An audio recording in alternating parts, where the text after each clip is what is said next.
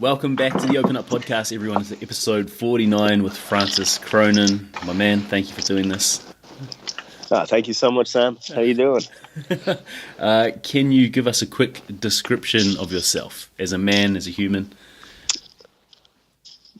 I am an Irish born and raised man who is trying to find how he can serve the world and be happy more often. That's pretty much me. That's a cool one. I do comedy, and I was in the army for a while, and I live in LA, and I like people in general, except for when I don't, and then I go home and hide out. Yeah. We'll dive straight into childhood, man.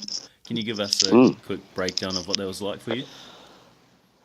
Yeah, I grew up in a lovely... I was very lucky.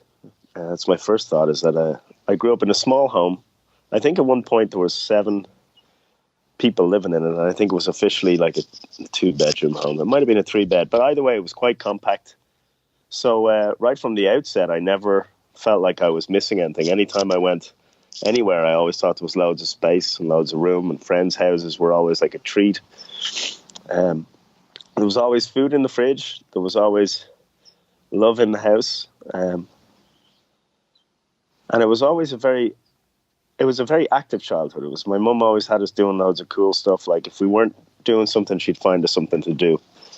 And there was no such thing as being bored. If we were bored, she would say, go and do something. And I've never been bored since she said that, because for that reason, I guess. There was some weird, dark stuff in my formative years. I lost a brother to suicide, and without going into too much detail, there's a period of time where there was a little bit of gloom in the house, as one would expect. And I guess as a result of that made me very aware of other people's emotions and a desire to quell any sadness quickly, which has led me into some very negative relationships and some very positive relationships, and probably why I gravitate towards comedy and showbiz, because I want to entertain and make people happy and forget their problems. That's awesome, man. That's a cool outcome. So for anyone who's like either going through that sort of trauma and that grief now, or someone who may go through it in the future, what would you say to them how to deal with that situation? Based on what you've gone through. Well, now it's so interesting. Now there seems to be and there probably was back then, but I would say basically, if you're struggling, talk to somebody. If someone is struggling, talk to them, and then make sure they talk to somebody who actually knows what to do. Yeah. And I guess if there's a lesson to be taken from it that I think I learned was,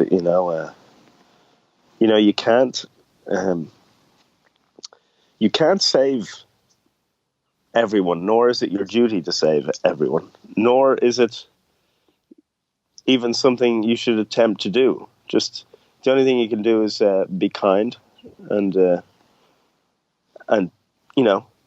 take at least the preliminary steps to connect somebody with somebody who can help them. But some people just, the struggle is too much, and no matter what you do, you could go down with them if you try too hard, Yeah. So I didn't learn that from that, but I've learned that from other experiences over a lifetime of surrounding myself with people who need help. So, life is. I guess the lesson would be, just be as kind as you can to people and assume everyone is having a worse day than you. That's what I'm trying to. Yeah. Okay. I guess we'll fast forward to, when you go into the military. Do you want to walk us through from there up until your story that you want to share with the rough set? Oh yeah, cool. So, growing up in Ireland, there is a military there. We don't really need it except for aid to the civil power, which is taking care of, say, things like the police or, floods or, patrol of the borders of the sea. So the chances of going to war are pretty limited, but the chances of having an interesting adventure are really high. So when dude, after after school, I always enjoyed the outdoors. My dad used to take us hill walking all the time. I knew how to read maps. I spent most of my time outdoors. I had no interest in guns, but I was always like, I just liked the challenge. I was very fit. I've been doing cross country my whole life. So I just thought, I'll be good at this. And guess what? I don't have to look at books anymore. So I joined the army at 18. At the same time I joined the army, I got into university to do arts. But when I got both of them at the same time, it just felt like, why would I study after studying for 15 years? Why don't I go out, make some money, and be a man, or whatever, just like experience like the world. And I did college for a month, and then just like as soon as the induction process for the army came up, me and my friend Jeff, actually, we both joined together. We were both kind of hoodwinked into it because my friend picked us up on his motorbike, and it did like 130 miles an hour. So we associated that adrenaline rush with the motorbike riding. So he picked us up on the motorbike and gave us a tour of the base, the local Air Force base. Yeah. And we're going, okay, this is cool. This is what the army is. Little did we know it was, it's pretty hard slog in the army, man. The pay's not great, and but the camaraderie and the brotherhood make up for it. It's a beautiful thing, man. Yeah. I have friends for life. Yeah, like maybe 100 people who I could probably call, and they would show up if I needed them. Isn't that crazy? Yeah. How you're talking about you always needed to help people or to heal people, especially with what you're doing now of comedy. Did you have that same sense when you were in the military? Yeah. I should just temper that slightly. Like, I don't think I'm that, like, I'm a pretty benevolent being. Like, I try not to ruffle anyone's feathers, and I try and make sure I don't add to anyone's pain. But I'm not going around like Mother Teresa, Yeah. Like, if someone bothers me, I'll let them know about it. I'm not a martyr or anything. I'm just an average guy. But when you start connecting the dots, in reverse, you start saying, "Oh, I wonder, am I doing comedy because I don't want to see suffering?" And I have a heightened sense of like how are they feeling over there. So maybe I've got like, maybe this is true or maybe it's not, but I feel like I can kind of sense how people are feeling on a very high level, and that allows me to read people in a room when you're trying to conduct like a comedy show. That's cool. So yeah, what was the question again before I got too much coffee? I think I'll go to another question. It's were you able to be yourself in that environment? In the army, initially, I didn't want to be myself when I joined the army. I wanted to. I found it very gratifying because I didn't have to think much, and I had just spent my whole life thinking a lot. So when the army told me to do something, and there was no choice but to do it, it was a great relief. Like, get to the top of that hill, or we're going to keep you up all night. Okay, great. I'll get to the top of the hill, or there's something about suffering that bonds people together. So the training in the Irish Army, despite our lack of, we're trained basically to go overseas with the United Nations. So the training is a really high level of, it's quite an onslaught on the senses, Yeah. And it goes on for a long period of time, and it's extremely physical. So in terms of the physicality of it, yeah, I could be myself, man, because I loved it. I was lucky. I went in there super fit from cross country, and if you're fit in the army, man, a lot of pain doesn't come your way. You don't draw a lot of attention. The last thing you want to do is stand out in the military. Because if you stand out in the military, you're either in front of the NCOs, the sergeants, getting shouted at for messing up or being too slow, or you're given way too much responsibility, and no one can live up to the expectations of the local lieutenant. So, yeah, dude, you're always trying to be the grey man in the army. That's what they call it. The person who gets everything done quietly and that people don't really know exists. I loved it for the fitness, and I loved it for the camaraderie, and I loved it for the challenges. And I loved when people would test us physically, and then we would tire them out.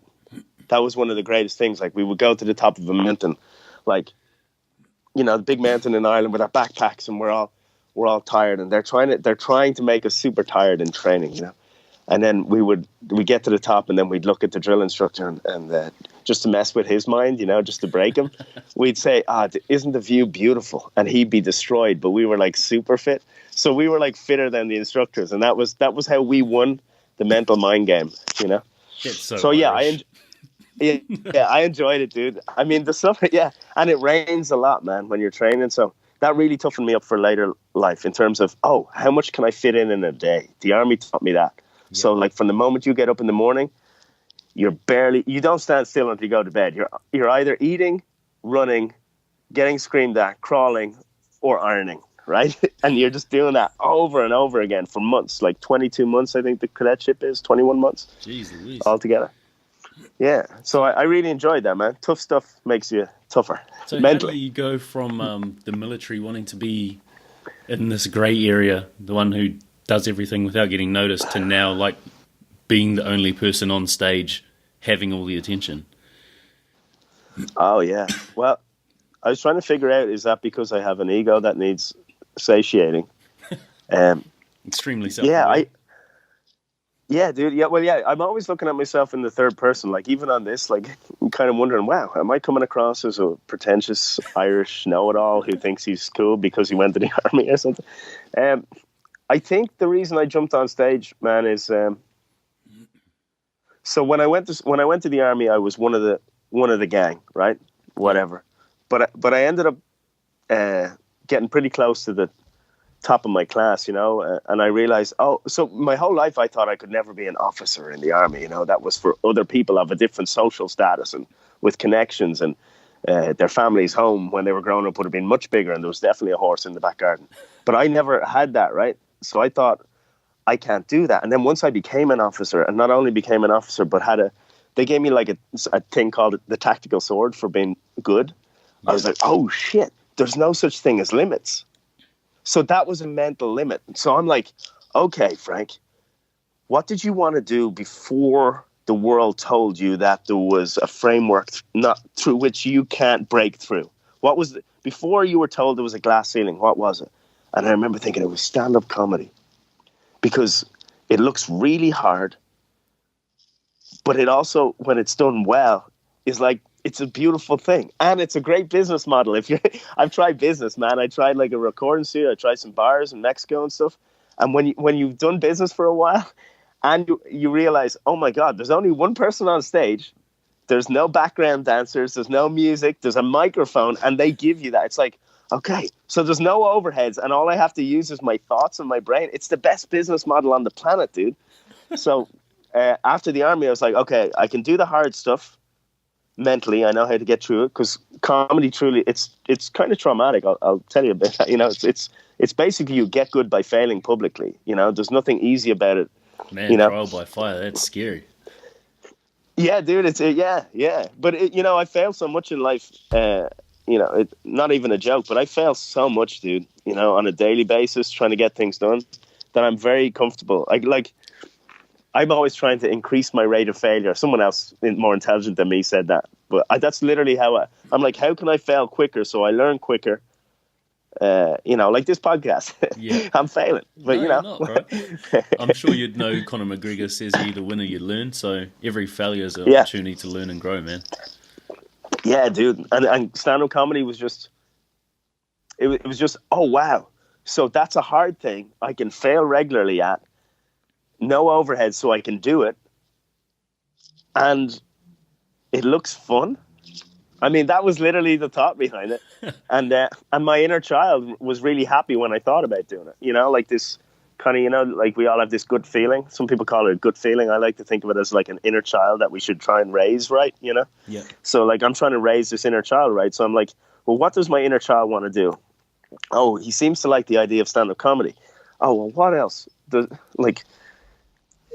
that be good for him? Well, if you get really good and work really hard, you'll make loads of money. So yes, so I just jumped into it, dude. That's so cool. Yeah. With obviously comedy, it's a little bit different, but most people's fear, or one of their top fears, is public speaking. Like even more so than death in America. I think it's number one. Yeah.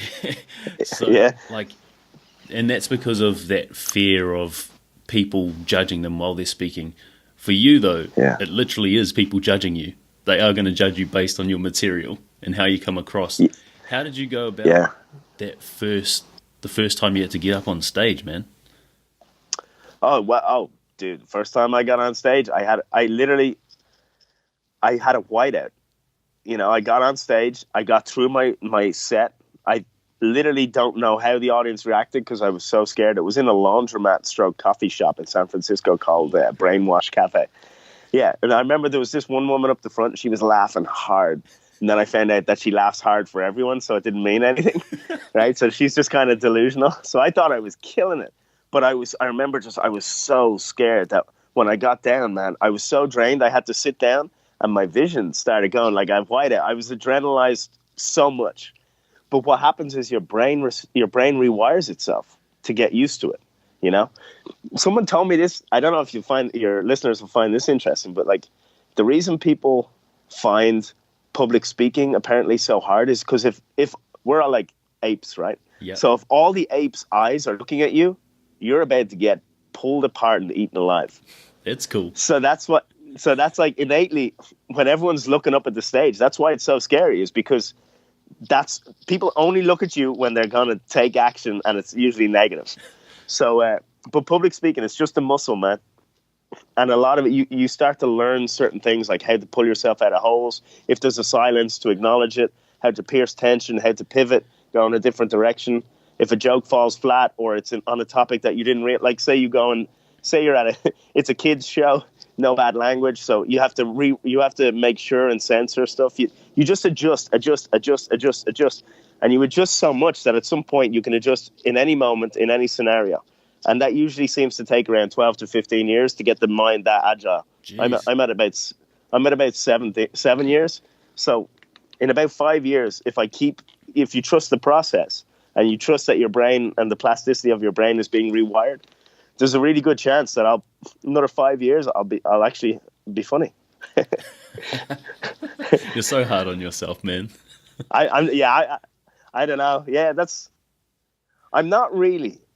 Like inside, there's a part of me who thinks I'm a great fella. Yeah. But the Irish part of me won't let me say it out loud. Yeah. You know. Humble brag. Exactly. Yeah. With public speaking, so for anyone who may be coming up to their first time public speaking, how would you say they approach it? Is there any tips for someone who's going to do that? Yeah. Rehearse it until you can speed through everything you're going to say verbatim. So a lot of people, if they've never done any theater or they've never taken a class, they think they know what they're going to say because they've said it once in front of a mirror. Nah, dude, you need to be so off book that you can say it while you're doing push-ups, that while you're running up a hill. Like, it's like, I don't know if anyone out there is religious or was brought up religious, but you need to be able to rattle it off like a prayer. And then you also need to imagine when you're public speaking, don't get too locked into your material. Know it so well that when you're saying it, it's coming out and you're focused elsewhere. Because when I'm on stage, dude, if I'm rolling, if I'm doing like 20 or 30 minutes, and all comedians will tell you this, it's not like it's not magic. It's not like we think we're great, but you're kind of looking at yourself in the third person, watching yourself. Okay, oh, Frank, wow, you need to go faster. They're not paying attention. Oh, you need to hit your consonants harder so that oh, dude, bigger act outs. Oh, they like dirty humor. Go dirty, So you're here, like right beside yourself, watching yourself. And you can't watch yourself if you're focused on what's coming out of your mouth. So do it 100 times, do it up a hill, say it while you're running. And then say it in front of one person, 3 people, and then 100, and you'll be fine. That's awesome, man. And do it. Yeah, and if you're doing stand-up, do it 100 times before you decide whether you like it or not. Like, don't do 105-minute sets in a coffee shop. No one's good their first time, and no one sealed a Netflix deal their first time. You have to do it for 7 to 12 years for Netflix to even look at you. It's true. I think we'll fast forward to Rough Set, bro. Brilliant. Just wrap that up. Did you want to explain what that is and how that come about? Yeah, so Rough set was basically I was I do comedy. I was in the army, and I like adventure, and I also, like every normal human, I like the idea of being of service to the world and helping people, right? And so I thought, I'm going to go on a walk from San Francisco to LA. I wonder if I can raise some money for a charity. And actually, people kept coming up to me and saying, why are you walking? And I'd be like, because I want to walk. And they'd say, well, dude, you got to get a charity. So serendipity, a person came up, Chelsea, from a local comedy club she was sound engineer. She said, let's hook you up with Homeless Healthcare Los Angeles. And I had just recently had some friends who had, and people in my immediate circle who had been homeless and living in their car and then living on the streets, and one who had passed away, and a lot of friends who in LA you're never more than 100 feet from somebody who's living on the streets, and you're also never more than one person away from someone who has an opioid addiction. So, that stuff just crosses your path very regularly here. It truly is, there's an epidemic here. It's very sad. So this charity seemed like the perfect fit for the 500-mile walk, and I thought, I need a hook to raise money. If I'm going to raise money, the walk is not enough. People walk all the time. So I said, I'll sleep out rough every night I'll just take a sleeping bag, no tent. And I thought, that'll get them. That'll get their attention. And lo and behold, we ended up raising $20,000 for homeless healthcare in Los Angeles. That's and another, awesome, it's crazy, right? It's crazy, man. I was never part of anything like that was that effective, So that's like, what I was saying about being in the army, man. You put these ceilings on yourself. You put these limits on yourself. And then you don't aim for the stars, and you never hit the moon, So, dude, now it's like, okay, how big can I go? So the next move will be way better and even cooler, Yeah, was there a reason for it being 500 miles? Well, I think it's 376 if you drive. And I just thought it was, first of all, San Francisco to LA is a doable distance. It's like, I thought I could do it in 3 weeks, maybe 18 days, a marathon a day. And the reason it was 500 miles was it was an easy number for people to remember.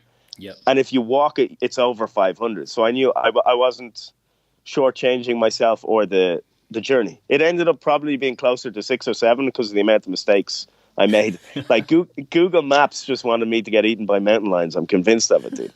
So, if you want, I can kind of take you through it. It was pretty intense, So before we jump into it, did you, obviously, you planned it out a little bit. You would have thought about it a lot. Were you prepared enough mentally for what you were undertaking? I thought I was, dude. If you've been in the army at any level over a period of time or served overseas with the army, you think you're pretty robust mentally because you see so much and you're put to the test quite a lot physically and asked to do things when you're very tired and with sleep deprivation and sleeping out. So I thought, okay, sleeping out for people watching, that'll be like the big thing. But for me, I was just like, I can sleep out anywhere, dude. I dug a hole and lived in it for 2 weeks in like Ireland in the rain. So whatever, so that part of my mind, I was cool about that. What I didn't expect, man, and what really got to me mentally, and which was probably the biggest lesson that I took from it, was the power of eye contact and how little eye contact people make with the homeless. Yeah. So as I'm jumping on a little bit here, but basically once it got to like week 3, week 4, man, I was looking so disheveled, and I had a backpack on my back. My clothes my backpack's kind of falling apart, etc., etc. So people started to stop making eye contact, and they would look away, and I started to feel invisible. And, we kind of figure out who we are by how the world treats us. So the world was treating me like I was invisible.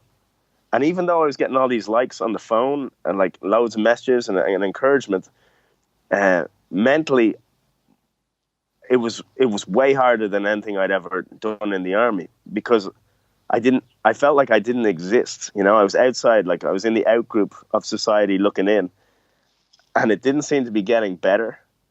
It was very odd, man. Very Yeah, odd. It well, was like I was outside the Matrix. that's a massive Yeah, contrast to being in the military, being part of a brotherhood, sticking yeah, it to the man, to your officers, and then of course being on stage, having all the attention to, yeah. being essentially homeless and having none and feeling non-existent. Yeah, I was only scratching this. I always have to put in this caveat. I was only scratching the surface of what it was like. Yeah, After 3 weeks, man. But I mean, that was like, it was so eye opening. I can't imagine how dark and how sad it is for an individual who's out there long term, who may have mental health issues and a limited support system or a drug addiction, which I think is about 37% prevalence of people who are living out have a drug addiction. Not everyone. One common misconception is everyone on the streets, is struggling with a drug addiction.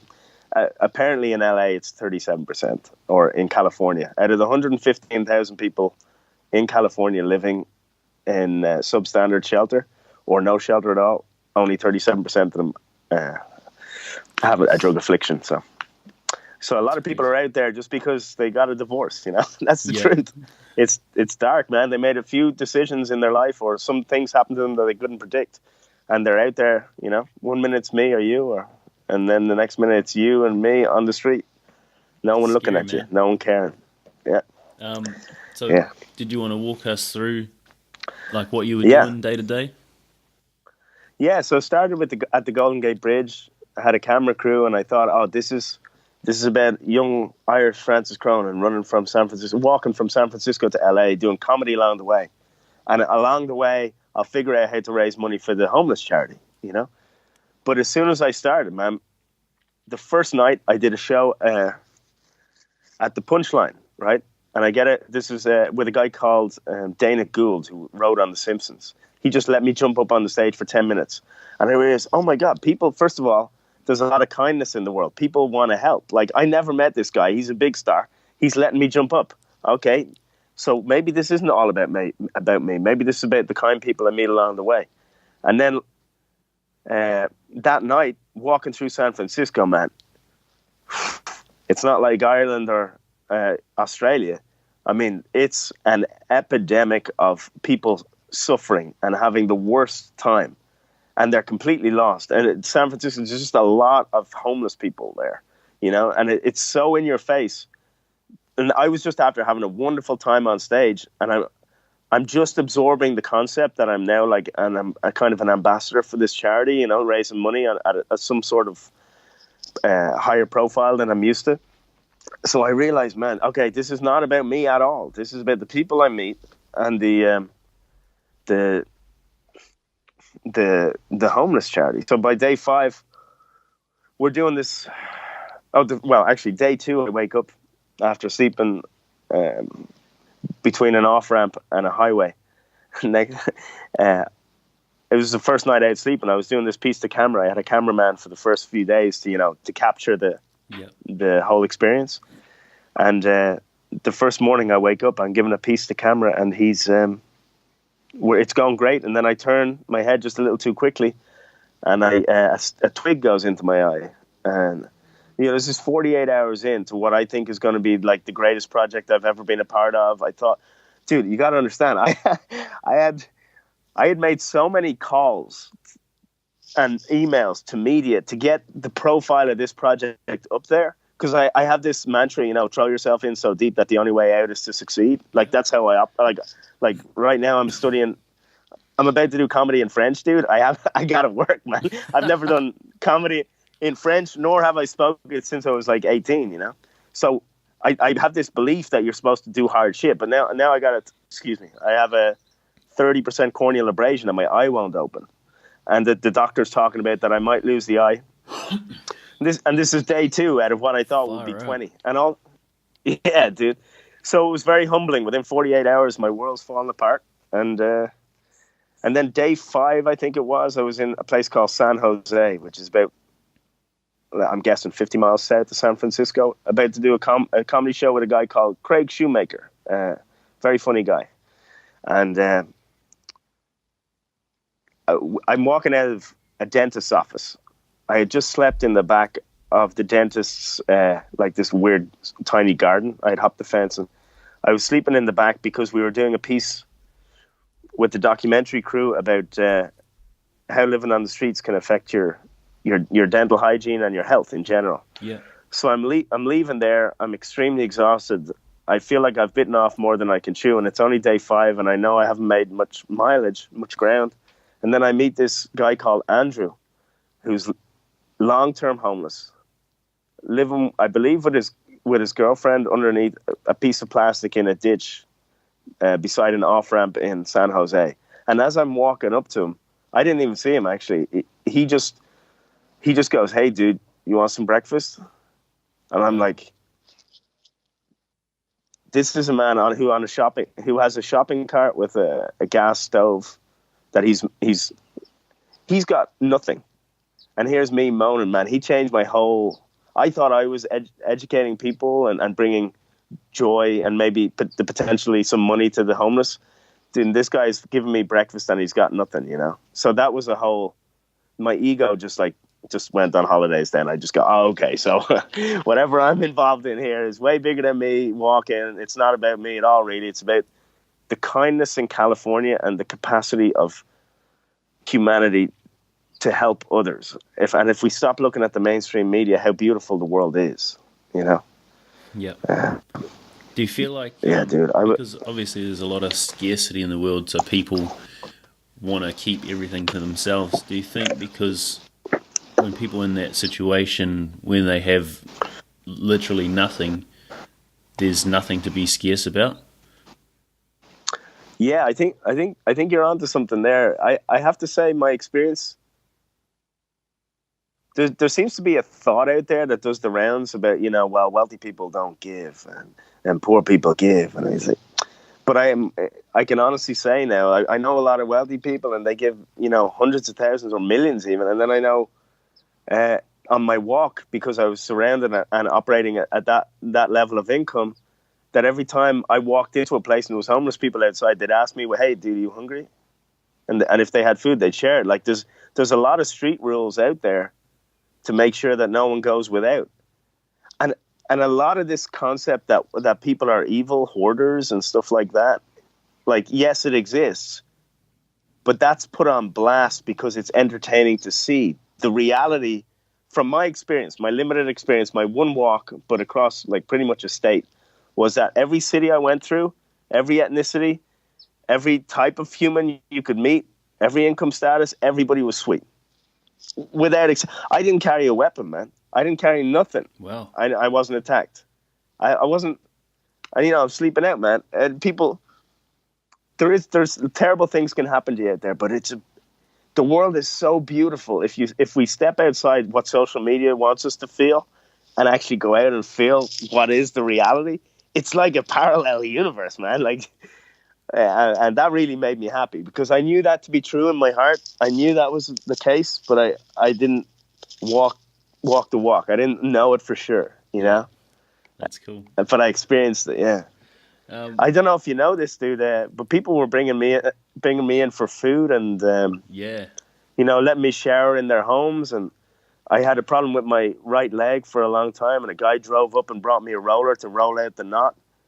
And like a woman, because I was raising money for charity, people would know where I was going. They could track me on satellite via my website, so they could live track me in real time. A woman came and met me and then offered to give me a massage. Like, she's a holistic healer, dude. It's just like the compassion people have. That's and a the good desire to help people. representation of the law of attraction, though, bro. That's like you're doing something good, so people are doing good shit for you. Oh, dude, that was a freaky thing because I was starting, man. You probably get this a lot. You probably get a lot of positive stuff. So I've got a little bit of press in the past or whatever, but never this positive, right? So now I'm getting. It got to a point where it was overwhelmingly positive, and people were sharing very emotional stuff.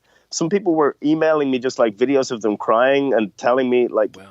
This is to the level where you start going, wait, okay, it's not me, right? Yeah. I figured it out. This helped me a lot. It's not me.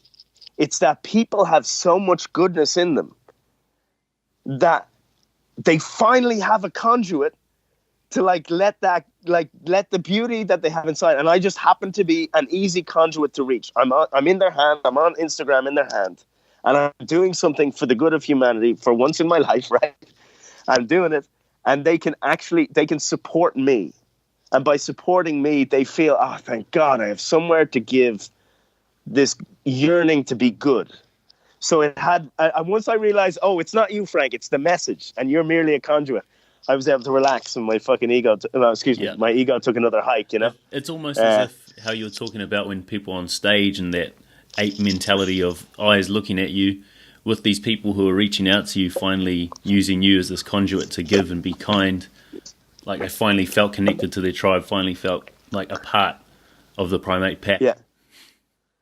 Yeah, and a lot of comedy, man, most comedians will tell you this. Well, if they don't, maybe they're not comedians. It's like you walk into every room, and every room has its own personality as a group. Much like when you're a kid and you walk into the next classroom and it smells funny, and there's like a weird, you know. But like when you walk into any room, whether it's a coffee shop, a 200-seater, 800-seater, 5,000, it's like the audience has its own personality, and you have to figure out what that is. But the whole goal is to get them to, from their disparate energies that they come into the room with, to unite in one energy, and then all at the same time, exhale. That's it. That's our whole job, man. And it gets so scientific, the more you do it, it's a lot of it is about rhythm, and but you're right, dude. It's getting everybody on the same frequency, and that's what happened with the walk. It was sustained over 40 days, so people had time to discover it, invest in it, leave it, come back to it, invest more heavily emotionally in it, then make a donation to the Homeless Healthcare Los Angeles. And that's why it was effective. I figured that it's like sustained exposure to good content. That was pretty much it. That's awesome, man. Dude, this is what's going to happen with you too, because you're making this great content and it's regular. Yeah. So it's like over time, the rapport you're going to build with people is, I don't know actually maybe this is huge already, but this is going to be like, no, I've heard some of your stuff, man. Yeah, but the way you're doing it's very cool. So I'm excited for you. Thanks, bro. I've got a question. When you're talking about feeling non-existent, and then like obviously doing this over 40 days, it's a long time. And I think you said at the 3-week mark, you start to feel non-existent. During that last week, were you still able to perform properly, like on stage? Were you able to transition from that feeling of non-existence to like this comedian that's on a great... Dude, that's a great question. I definitely oscillated nearly on a daily basis. So, and it was a lot of it was dependent on how much sleep I got. So when if you're living out on the streets, like I was for that short period of time, most of how you operate in the world is based on how well you slept the night before and were you cold and have you eaten. And most nights I was cold, but I had eaten. So I would wake up feeling miserable, smash some coffees, do 10 miles, have a meal, charge my phone while having the meal so I could edit the 1 to 3 videos that I was uploading a day. And then hopefully that night, although I only did about 6 shows or 7 shows, 8 shows maybe on the whole route, maybe if it was a comedy night, I would work really hard to put myself in a frame of mind that I could deliver some comedy. Most of the time when I got on stage, and here's the cool thing about comedy, when you really are tired and you barely care but you're well rehearsed, it's often some of your best gigs, you know, because they can sense you don't care. And when an audience sees that you're relaxed, and like you're sitting back in your heels, you're kind of like laughing at the stupidity of this whole thing, it can go very well. The first few nights I did it, I was so caught up in maybe I got to have a great set. And I was actually too present. I was too self-aware. And I was skipping setups and hitting punchlines early because I was exhausted. But by the end, dude, I think I'm a much better comedian as a result of doing sets when I was exhausted. So that's a good insight, man, because I think I watched a video about Jim Carrey and how he opened to his audience. And he goes on and asks people how they are, and then before they get a chance to say anything, it's like, alrighty then. Just to let them know that he doesn't care.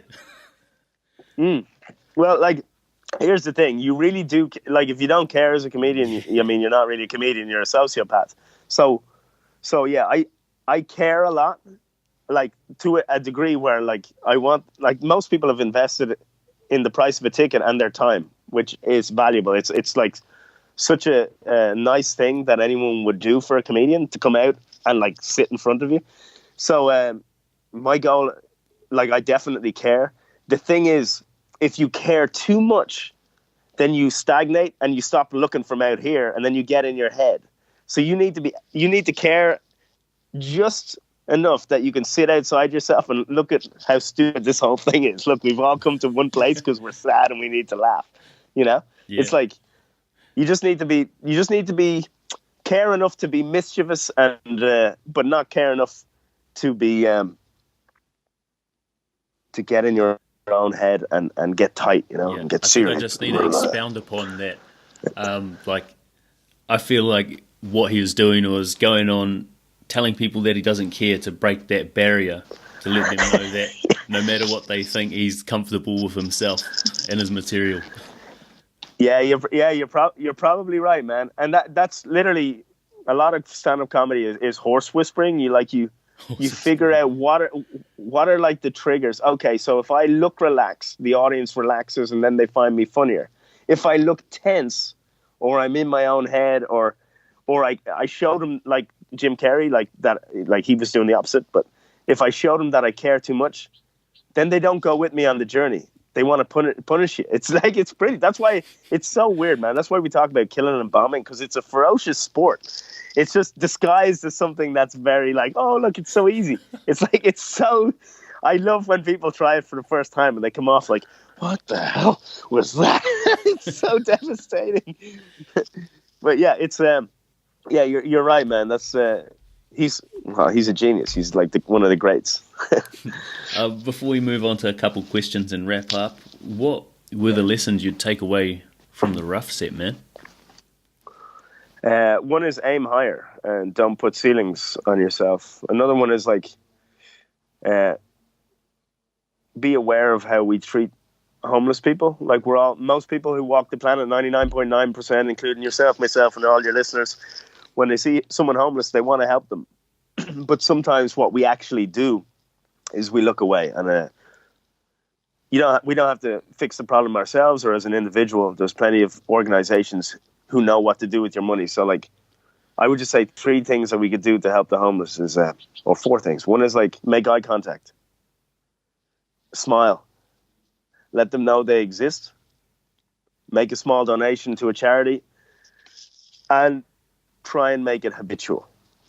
That's all. As opposed to our habits that we've picked up over the years, which is, oh shit, a homeless person, I want to help them, but it feels bad because it's a reflection of how we treat our weakest citizens. I'll just ignore it, I think we can do better, and we can build better habits. That's my goal. I think because I've been someone who's been that person at the mall who tries to get you to buy something from a stall, who walks out to you like, hey, sir, can you buy this off me? I feel it's the same sort of thing with homelessness. People who are walking past those stalls in the mall won't make eye contact because they're scared you're going to ask them for something. I think that's more than likely the same for homelessness and homeless people. And absolutely probably true. Here's the thing. And this is where I made the leap mentally for me. I mean, like, yeah, you're absolutely right. Here's the thing. They go back to living under a sheet of plastic. Yeah. So any inconvenience, and they don't get to go home and get a hug. And like some people who are living on the streets haven't had a hug, like physical contact or a hug in a month, 2 months, 3 months, a year. The atrophy of sense of self and it's hard to communicate, but after 3 weeks, dude, I was falling apart, Yeah.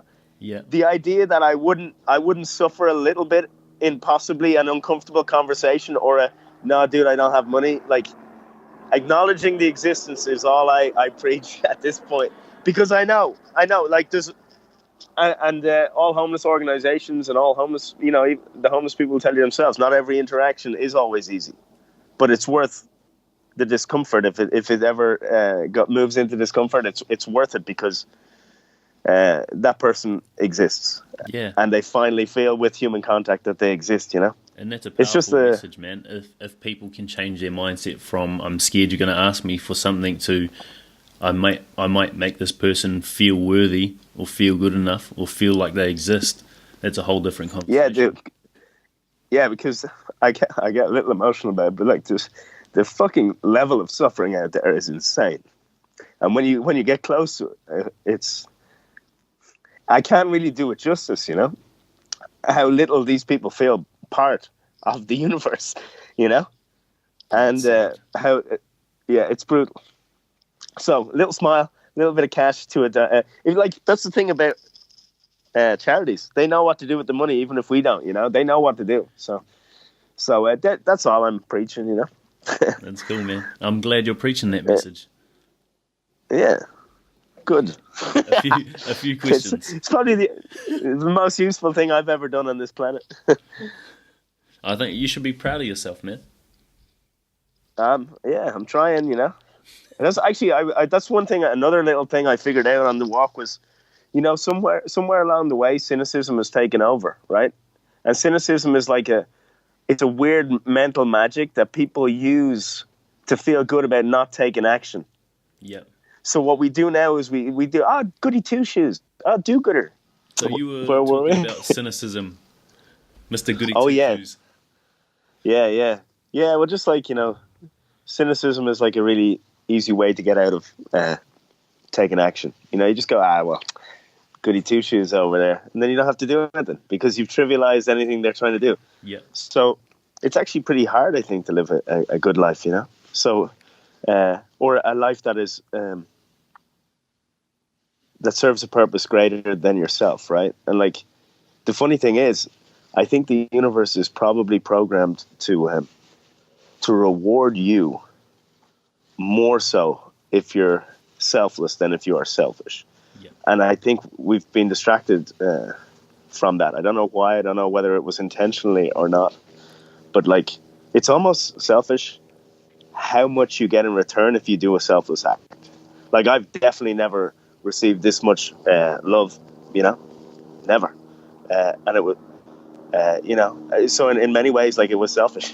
So the whole walk was a selfish act. So, yeah, man. I mean, it just makes me like want to wade into, well, what would be the repercussions of focusing on only things outside yourself, you know? And then, like, maybe that would affect comedy. Maybe you could bring that into stand-up comedy, whereby, like, oh, so don't think about me being on stage. Think about how can I bring the most joy to the audience. Maybe that's what Jim Carrey was doing. Yeah. Maybe that's why he's so good, because it's not about him. So it's not about, oh, look at me, here's my attitude, here's what I think. It's like, how can I make you the happiest, you know? That's cool. Which seems obvious, but yeah. I guess one last question about the rough set is, did you ever get any, I guess, negativity sent your way? And if you did, how did you deal with it? Yeah, there was like 2 or 3 different forms of negativity. There was some people who would overshare very harrowing stories, either in video format in private, or you know, they would try and own the subject matter of homelessness, because they apparently believed that they were the gatekeepers of how the subject matter should be treated and discussed in public. And because what I was doing was kind of nuanced, like, it was like, oh wait, here's a comedian. What's he doing? Oh, he's talking about homelessness. Oh, is he now? Okay, so Mr. Comedian thinks it's funny. No, you silly person. What I'm doing is I'm using comedy to try and get people to look at a problem that's so serious that people don't look at it anymore. I'm trying to use levity to, like, just for a split second go, hey, look over here. Okay, now you saw it. You can't unsee it, you know? So some people didn't get the nuance because they didn't watch enough of the content. But I only got one, like, truthfully, man, it was like, I think it was actually like 2 people. One person was unhinged, and the only thing that came across my radar, man, a lot of the stuff like Insider Edition is some American publication. They did a video. I looked through the comments there for a few seconds, and man, never read the comments on YouTube, because no matter what you do, you can't win. Like, but do you know what? I have a friend who's kind of famous. I won't name drop because there's no point. But everyone in Hollywood has famous friends. It's not that cool, because everyone at some point gets famous if you stay in it long enough, right?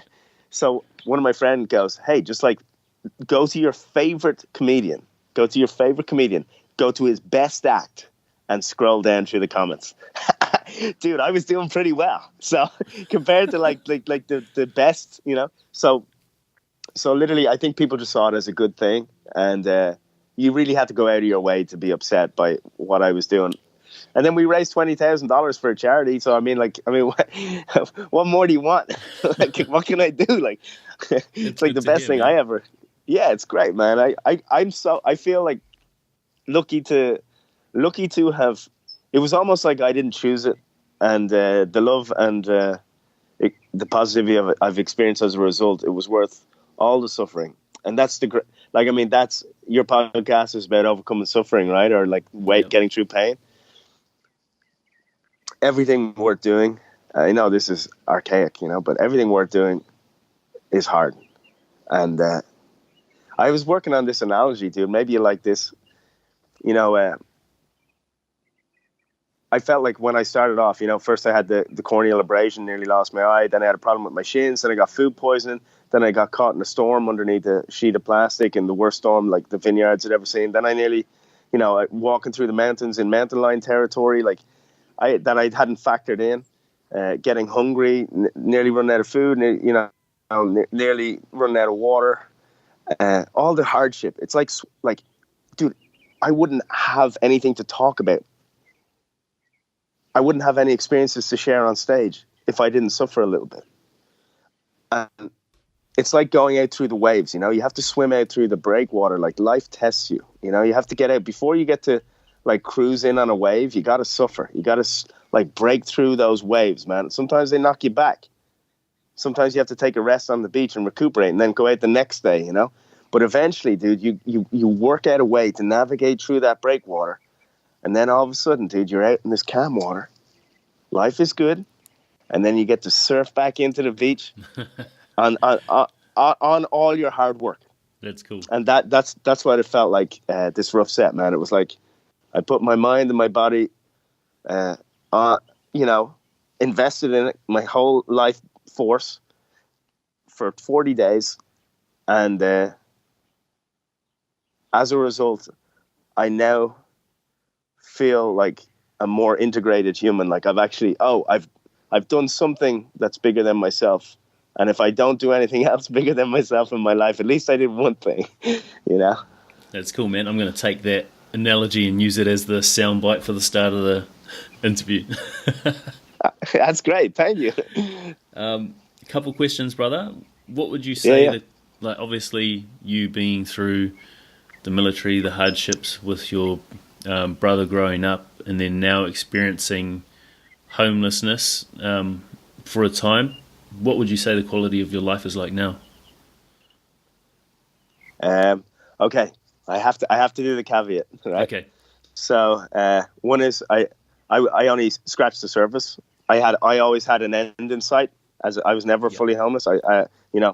It's way different if you're fully homeless, no support system, with no end in sight, and maybe some mental or vices. Okay, some mental issues or vices. But it put everything in perspective. When I got home, dude, I could hear the protection that the walls afforded me.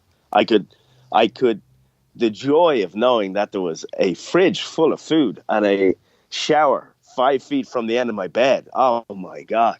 Dude, I had a shower in a truck stop about week 4. I had one or two other showers before that, maybe 2 in those 4 weeks or whatever, like 3, So, but dude, I cried when I had a shower. It's one of the videos I made. Like, it's you start to become hyper aware of how good life is. It's almost, I don't know. Somebody once told me that they were on psychedelic mushrooms and they understood the universe. When you suffer enough, with reason, because you have to temper it with reason, otherwise you're just suffering. But when you suffer for a cause, or put yourself under some pressure for a cause, whether it be studying for exams or whatever, it's always rewarded. And that like the perspective it gave me and the clarity of how lucky I am on this planet, I don't think I can forget that. It's like, it would be what I've heard having a mushroom experience would be like, you can't forget it. Obviously, you've implemented gratitude or reconnected to gratitude after that. What else have you added to your life or removed from it to improve the quality of it? Well, yeah, gratitude is the big one. Somebody actually gave me a trick on that. It was like every time you stop at a red light, you can flip that into a positive and use the red light as a moment to be grateful for something. So I like that. That's cool. Yeah, that's a nice little life hack. Eye contact and just being more kind. So I now focus on making sure that I make, like I was always pretty communicative, but now I understand the value of eye contact and inclusion. Yeah. And I've always tried to bring people who were like in the out group into the in group, get them picked for the football team when I was a kid, or, defend them if there was someone who was giving them a hard time, whatever. I think most humans do that. But now it's like, okay, as an adult, people in the streets make eye contact. Also making time to be alone in nature. Because when I was out I was going up through the mountains. Sometimes I was cutting some miles off my journey by using the train tracks, and they're very remote, And so I would be sometimes like 48 hours without seeing someone else or whatever, which isn't a long time, but it's enough to have an experience with just you and nature. Yeah. And one realization is that there's something so powerful out there that we have spent our entire lives building up a world of neurosis around us so that we don't have to deal with the responsibility that understanding that power and our own inner power would be. So when I was out there, dude, I don't know if it was spiritual or religious or whatever, and I'm not a religious or spiritual guy really, but you do realize that, oh wait, why am I not like okay on my own in nature by myself? Why do I always have to have my cell phone? Why do I always have to have a coffee? Why do I always have to call? And then you realize that it's because there's something, whether it's a higher power or God, whatever you want to call it, but there's something out there that we need to spend time with, and we're not doing it anymore. Yeah, and if we spend time in isolation, if we have the time without our phones, without distractions, then we're forced to face the darkest part of ourselves as well. Yeah, darkest and lightest. And, I don't, like, no one knows where inspiration comes from, right? It just comes from, like, we have ideas. Like, the cell phone that I'm talking to you on, dude, this existed in the form of inspiration for millennia before someone made it. So, like, all the answers are out there. Maybe not specifics, like how to download Facebook for your phone, but like all the information and everything a human needs is out there already. And just sitting under a tree in silence is enough. And if anybody thinks that's kooky, if anyone thinks that's weird, it's the only thing that's actually true. Because a human in its most innate form, like a naked human under a tree, is the only thing that's not neurosis. It's the only, like a human in nature is the only thing that's not weird. Everything else is a distraction from your true power. Yeah, that's cool. And that's sort of like, have you read Big Love? No, but now I'm gonna. Big Love, Big Magic. That sounds cool. It's sort of that same idea about creativity and that ideas come from you within silence. Are you running out of battery? I'm scared that I'm going to drop you again. I think we'll leave it here, brother, and I'll acknowledge you. I'll acknowledge you for what you've done, man. Big time. Appreciate the fact that you've done this for homelessness. You're a legend, hey. Hey, thank you for your kind words. I have to, because I'm Irish, I can't take it on. And also because the reality is, dude, there was a problem out there. And the problem still exists. Everybody I met on the trip is still out there. We raised a little bit of money, but there's I was just in the right place at the right time, and a conduit for everyone else's good energy to be passed through. And that's why I got to surf everyone else's good energy, man. That's awesome. So man. that's what it really is. Cool. And for anyone who's wanting to look at what you've done, look at what you've gone through, I'll just put the links to your Facebook page. Yo, sorry about that. we dropped out again for that interview with Francis Cronin. If anyone is looking to see what he did for the rough set, to check any of his videos, any of his posts, most of them are quite funny and some of them are quite raw. They may be a little bit eye-opening. If you're keen to check those out, I'll put the link in the show notes below. I'll put it on Facebook as well. Go have a look. I'm sure you'll find some sort of nugget of gold to reevaluate yourself and to reevaluate your life and to find that gratitude and to hopefully start giving homeless people that eye contact that they deserve. Cheers.